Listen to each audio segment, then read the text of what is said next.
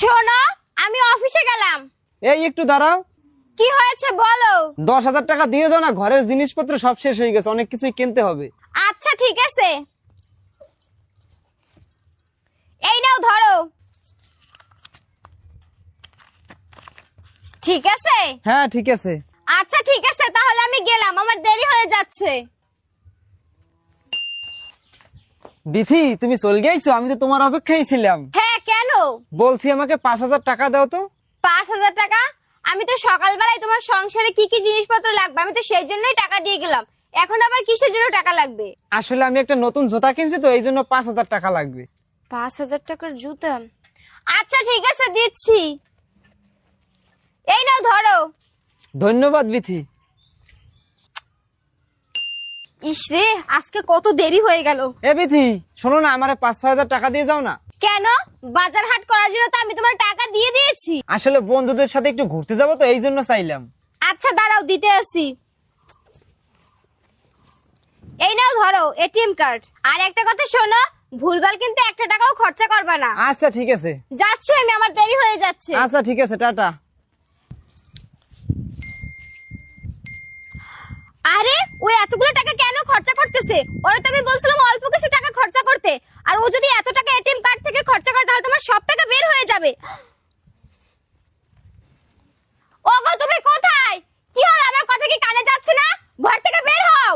আরে তুমি চলে গেছো, চলো ঘরে চলো, কত জিনিস কিছু দেখবা না, আসো। আমি তোমার এটিএম কার্ড দিছি, তার মানে এই না যে তুমি যা খুশি তাই করবে। যা কিছু তাই মানে? ঘরে যা যা লাগবে আমি তো তাই কিনে এনেছি। তোমার কি একবারে উচিত ছিল না যে আমারে একবার একটু ফোন করে জিজ্ঞেস করে? এতে আবার জিজ্ঞেস করার কি আছে? আমি কি আমার মন মতন একটু শপিং ও করতে পারবো না? দেখো, আমি আর ধৈর্য ধরতে পারছি না। আমি ভেবেছিলাম এই কথাটা আগেই বলবো, কিন্তু কি হলো কিন্তু বলে থেমে গেলে কেন? কি বলবা বলো। তুমি তো কোনো কাজ বাজ করো না, খালি আমার টাকায় খাচ্ছ আর বসে বসে আমার টাকাগুলো উড়াচ্ছ। এবার আমার টাকাগুলো একটু উড়ানো বন্ধ করো। আমি টাকাগুলো উড়াই না, যেখানে প্রয়োজন সেখানেই খরচা করি। ও তাই? তাহলে কি আজকে তোমার 5,000 টাকা জুতোটা কেনা খুব দরকার ছিল, আর বন্ধুদের সঙ্গে ঘুরতে যাওয়াটা কি খুব দরকার ছিল? তাহলে কি করবো? আমি সারাদিন কি ঘরে বসে থাকবো? আমার লাইফে কি একটু আমি এনজয় করবো না? শোনো, এবার একটা কাজ বাজ খোঁজো, কাজ বাজ খুঁজে একটু কাজ বাজ করো, আর বউয়ের টাকা উড়ানো এবার একটু বন্ধ করো। আরে বিথি, তুমি এটা কি বলছো? আমি এখন কোনো কাজ পাচ্ছি না, তাহলে আমি কি করব? আর তোমার টাকা আমার টাকা মানে? তুমি আমার বউ হও না, তোমার টাকা তো আমার টাকাই। কি আর বলবো তোমাকে, এখনকার দিনের না টাকা কামানো অনেক মুশকিল হয়ে গেছে। আরে আমিও তো এখন ঘরের সব কাজকর্ম করি, এমনকি রান্নাটাও করি। তুমি এইসব কাজ করো বলে আমি তোমার এমন অধিকার দেই না যে তুমি আমার টাকা পয়সাগুলো যেখানে খুশি সেখানে উড়িয়ে আসবে। আচ্ছা তুমি যখন এগুলো করতে, আমি তো তখন তোমাকে কিছু বলিনি। মানে তুমি কি বলতে চাইছো? মানে এটাই, যখন তুমি পড়াশোনা করতে তখন তো আমার চাকরি ছিল, তখন তো তুমি আমার টাকায় তোমার সব সকাল রাত পুরোতে, তখন তো আমি তোমাকে কিছু বলি নাই। বরের টাকা বর বউ দুজনেরই, আর বউয়ের টাকা শুধুমাত্র বউয়েরই। বলো তো বিথি, এই নিয়মটা কেন? এই যে স্বামীরা তার পরিবারের জন্য এতগুলো টাকা যে খরচা করে, তাইলে তো এটাও তাদের ভুল। তাহলে ওদেরও তো ওদের কষ্টের টাকা কাউকে দেওয়া উচিত না। তাহলে তাদের বউদেরও ঘরে আটকে রাখা উচিত, কোথাও ঘুরতে যাইতে দেওয়া উচিত না। শোনো, একটা ছেলে তার নিজের জন্য ইনকাম করে না, যা করে তার পরিবারের জন্যই সব করে।